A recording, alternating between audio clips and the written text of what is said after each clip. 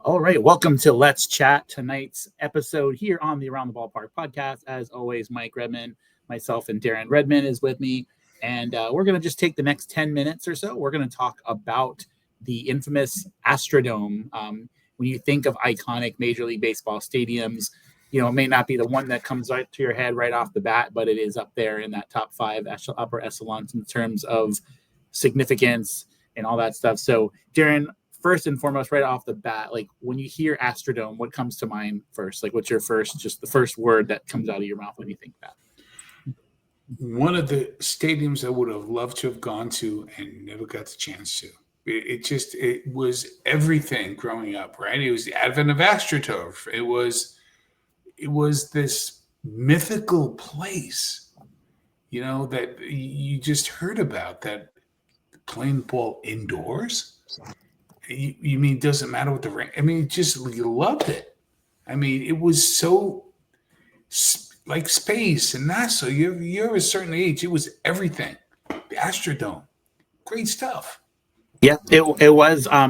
Fun facts. We always love our little fun facts here. So, but the Astrodome was actually was the first large scale stadium to feature luxury box seating. So that's like crazy because that's like a norm now everywhere. So to think that was, I mean, that epitomized, like that started it all with that.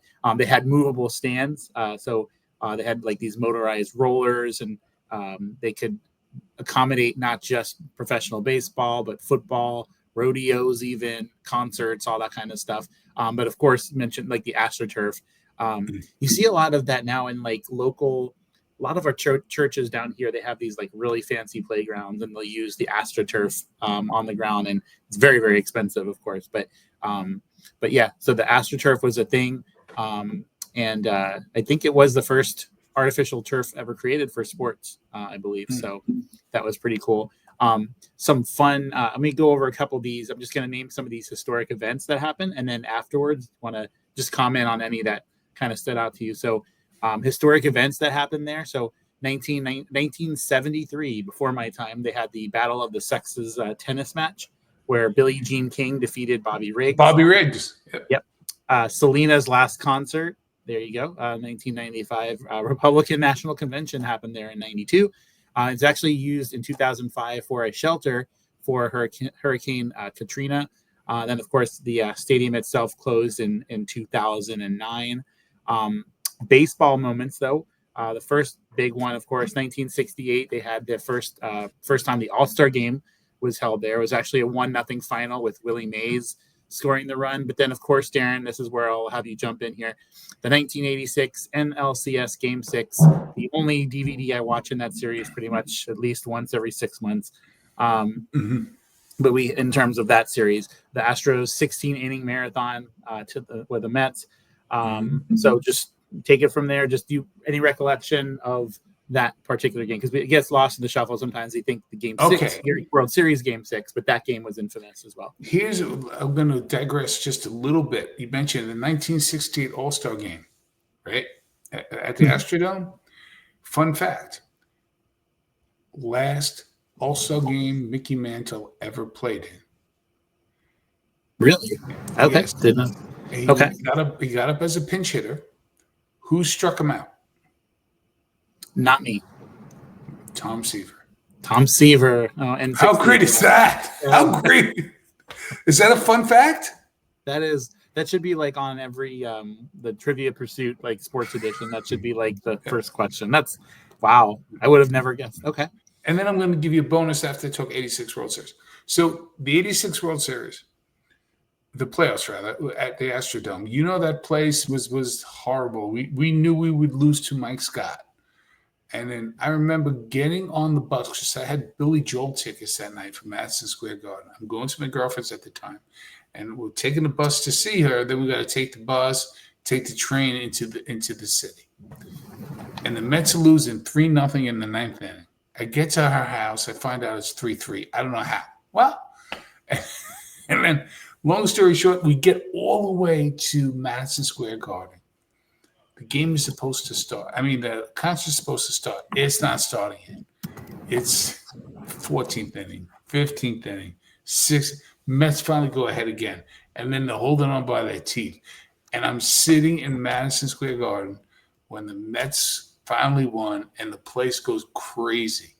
And then as soon as the Mets won, Billy Joel came out. It was perfect. That's perfect. Wow. Thank you for sharing. That's all. That's awesome. And you mentioned Mike Scott, because in that year, in '86, in September 25th that year, he threw the no hitter against the Giants, which actually clinched the National League West title. Like, how cool! Like, how big is that moment of a no hitter? But to have a no hitter that clinches a title for a team, like, that's incredible. And then of course, Go ahead. Oh yeah. I'm sorry. No, I was just saying, like, that. Like, I don't know how the facts in front of me, but if you look at no hitters in terms of how many clinched, I think it's less than like 2, I would imagine. Yeah, no, it's great. And Yeah. let's face it. Let's all be honest. You heard the Mets talk about it. Mets were not beating Mike Scott. The Mets were not beating Mike Scott. You would have hoped they would have, but he was in their head. Here's my other fun fact. You did not mention probably the greatest, most famous baseball activity that ever happened at the Astrodome. And what would that be? I will tell you this.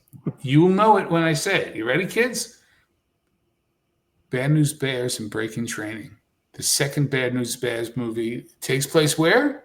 In the Astrodome. Remember? Astrodome. Yes, they come back and they win. I'm learning so much tonight. This is awesome. Yeah, yes. So, by the way, it is not as good as the original, but it's pretty darn good. And, pretty darn good.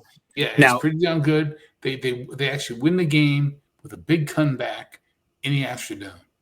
It's great. Yep. Now we're actually going to go live right now. One of our, this is a recording, but one of our correspondents is at the Astrodome as we speak. There it is. He's my favorite. Yes. Yep. Shout out to ChatGPT. Yes. But with the Astrodome, so in September of '81, Nolan Ryan with his 5th no-hitter happened there against the Dodgers, breaking Sandy Koufax's record. And then there was in June of '89, there was the longest night game ever recorded there in the Astrodome. 22 innings, which we'll never see anywhere close to that again. Nope. Over 7 hours, longest night game in MLB history. They also had the game of the century for basketball in '68. That happened. Yeah. Oh, I forgot about that. That. Good pull. It was what do you call it? I think it was the UCLA Bruins, I think, was part of that. And then they hosted a Final Four in '71, and then in '89 they had the NBA All-Star Game as well.